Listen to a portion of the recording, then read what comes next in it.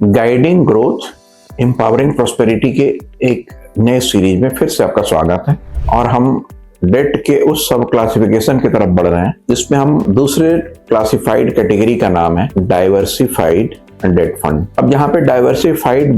Word आ गया,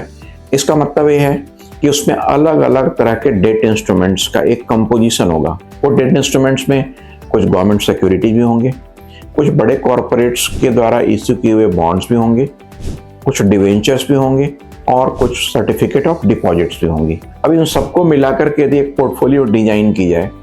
और उस पोर्टफोलियो में हर तरह के डेट इंस्ट्रूमेंट्स को शामिल किया जाए,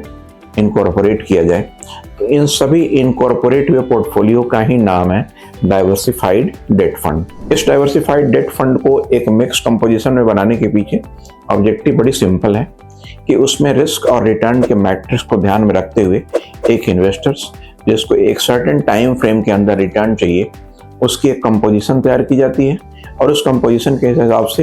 ये डिटरमाइन किया जाता है कि उसकी जो रिटर्न है उनको फ्यूचर एक्सपेक्टेशन के हिसाब से वो कितनी होने वाली है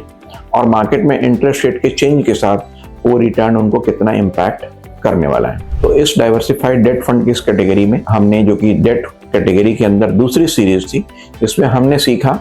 कि एक डेट फंड के अंदर जब बहुत अलग अलग तरह के डेट इंस्ट्रूमेंट, इसमें कि गवर्नमेंट सिक्योरिटीज भी हों, कॉर्पोरेट बॉन्ड्स भी हों, सर्टिफिकेट ऑफ डिपॉजिट्स भी हों और भी कई तरीके के डेट इंस्ट्रूमेंट्स हों, उन सबको मिला करके यदि एक कंपोजिशन तैयार की गई तो एक उसको डाइवर्सिफाइड फॉर्मेट दी गई।